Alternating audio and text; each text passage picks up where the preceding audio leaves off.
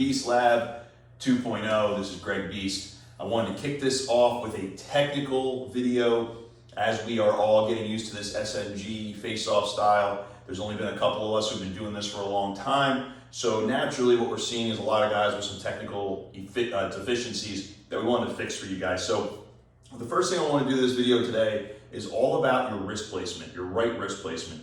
Now, naturally, if you haven't been doing SNG very long or you've never done it before, you would probably just take whatever you've done on a knee before and just apply that to this style of face-off, because why wouldn't you? However, there's some really important nuance that you need to know for those of us who've been doing this for a while and are taking this from a period when we were going against knee-down guys to now everyone going SNG. And there's really important, slight technical nuance and biomechanics that you have to know if you want to be an elite level face-off guy.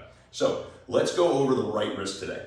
So when we're in our SNG stance, okay, we are seeing guys that are holding the stick with the back of their hand against the ground. Now, yes, common sense would say, okay, well, if I was a knee-down face-off guy and my obsession was getting over the top sidewall, I'm going to try to get the top sidewall over by rolling over, right? Now, if you can go back to my knee-down video on the Beast Lab, we went over a long time ago about the difference between the press method and the rollover method.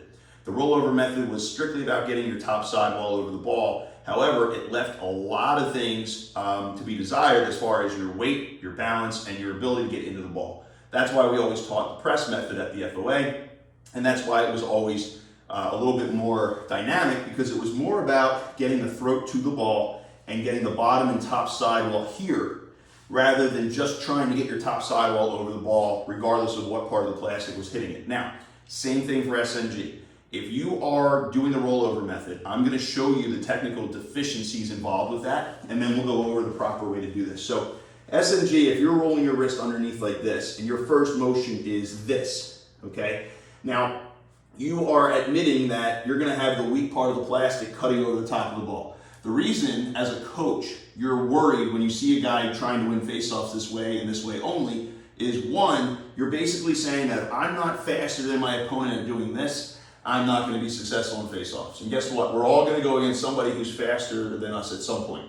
So you can't just say, I'm going to go 0 for 20 that day, right? You need to be way more dynamic, because right now your arsenal of moves is way more important than the speed of your move. So this is already something that you're just limiting yourself in. Now, two, this is technically and scientifically not as fast as that, okay? Here you're using the backside of your wrist, and we've talked about this before. If you try to just put one finger here and try to straighten your hand out, it's a really taxing move for the back of your hand, okay? This is stronger than this. You know, for instance, have you ever seen anybody use a screwdriver like that? No. If you have, then get away from that person, because they're psycho, okay? You use it this way, okay? Pronation and supination, and you use your whole arm and your forearm. So that's the first thing to understand. Now, the second thing to understand is that when you have a wrist like this, I know for a fact that when I go up against you, you're not going to be an elite level bottom sidewall rake guy. You're not going to be able to get underneath the ball, because you've already rotated your wrist and you've spent yourself. So you have now taken away an entire half of moves that I don't have to worry about as your opponent. As you guys get better at this, and as we continue to become more and more elite at SNG versus SNG draws, you guys are all going to start to notice that you're reading your opponent's right hand. Every time I go down against an opponent when we go SNG, I look at how they're holding the stick. That is a huge tell on what your move's going to be. If I already know that you're never going to come underneath the ball, I can dive straight in and focus on my top sidewall motions against you, and I never have to second guess myself. The best way to keep an opponent off balance at the elite level now, especially with these SNG rules, is to make your opponent wonder what you're going to do. It's like being a play-action offense in football. If I'm not sure if you're going to run or pass, it slows me up. Okay, same thing here. If I know for a fact that my opponent's going to do a move, I don't have to worry about anything else. It's going to make me faster and more dynamic. So you have to make sure you can disguise yourself so your opponent has no idea which move you're going to do at any time. So what we want to do is hold our wrist vertical. Now, the goal is not to go over the top sidewall. This is not the move. This is how you create wasted motion, elbow flare, and then a weak motion driving you upfield, or even worse, kicking your feet back. What you want is to lean up on that right foot, get close to the neutral zone, and your goal is to punch the ball stop into the ball, a stab. Okay, now realistically, if you're sitting here practicing this, you're really hurting yourself as a face-off man, because this is not a realistic face-off. This expectation of mesh to grass is not realistic against elite level face-off guys. So when you practice it this way, you're going to be stuck in 50-50s all the time, focusing on trying to get all the way over the ball. What you should be focusing on is a 3/4 clamp, getting the bottom sidewall under the ball, the top sidewall over the ball. Okay, this is realistic. This requires you to get 3/4 over the ball. And if the ball ends up in between my plastic top and bottom sidewall and it's close to my throat, I'm never losing this face-off. This is easy to get to compared to getting all the way over top and getting 110% clamp.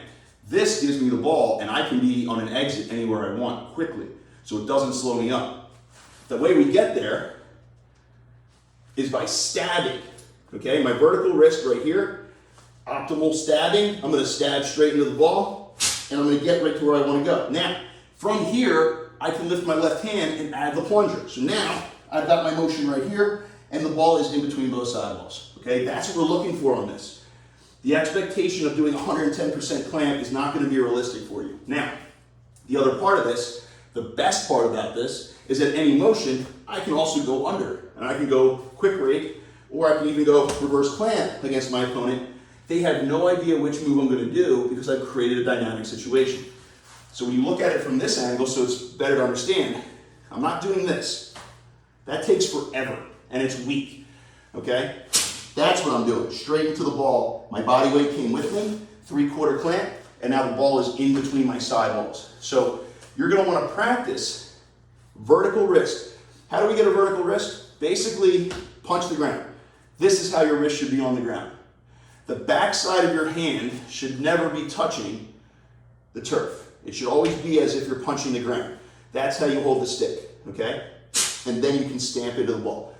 All right? So vertical wrist, stabbing and pressing into the ball is way better than rolling your wrist over. Okay, so what you're going to want to do is practice. Get in that stance, punch the ground, give yourself your stick, and then go through the 6 layers so you can get good at doing everything. Remember, this is not a face-off now.